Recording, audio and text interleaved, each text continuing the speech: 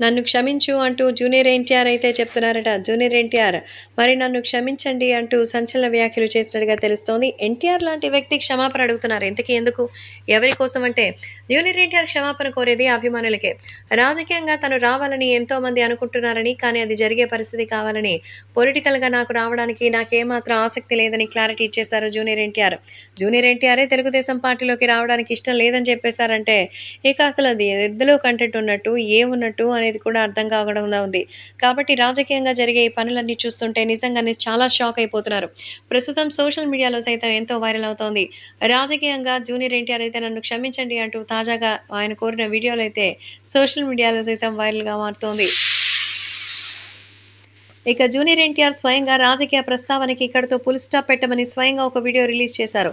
బాలయ్య బాబు కానీ, చంద్రబాబు కానీ ఎవరూ కూడా నన్ను అడగలేదని, రాజకీయంగా నేను కూడా ఏవి చెయ్యాలని అనుకోవడం లేదని, ఖచ్చితంగా మంచి విజయం సాధించడానికి అన్ని ప్రయత్నాలు కూడా చేస్తానని చెప్పినట్టుగా తెలుస్తోంది. ప్రస్తుతం ఈ విషయాలు కూడా రాష్ట్ర వ్యాప్తంగా ఎంతో వైరల్ అవుతోంది. తెలుగుదేశం పార్టీ కోసం జూనియర్ ఎన్టీఆర్ చేసే ప్రయత్నం చూస్తుంటే మరి ఖచ్చితంగా ఆయన మంచి విజయాన్ని సాధిస్తారనే నమ్మకం అయితే అందరిలో కలుగుతోంది. అందుకే ఈ విషయం పట్ల జూనియర్ ఎన్టీఆర్ అయితే తనని క్షమించమని ప్రత్యేకంగా ఎన్టీఆర్ కోరినట్టుగా తెలుస్తోంది. రాజకీయంగా ఎన్టీఆర్ రాలేకపోయినందుకే ఈ విషయం పట్ల తన ఆనందాన్ని వ్యక్తం చేస్తూ సంతోషంగా తనకి గ్రాండ్ వెల్కమ్ చెప్తున్నట్టుగా అయితే సమావేశమవుతోంది. కాబట్టి ఈ విషయం కూడా యంగ్ టైగర్ ఎన్టీఆర్ పొలిటికల్‌లో పక్కన పెట్టి భవిష్యత్తులో వస్తానో లేదో తెలీదు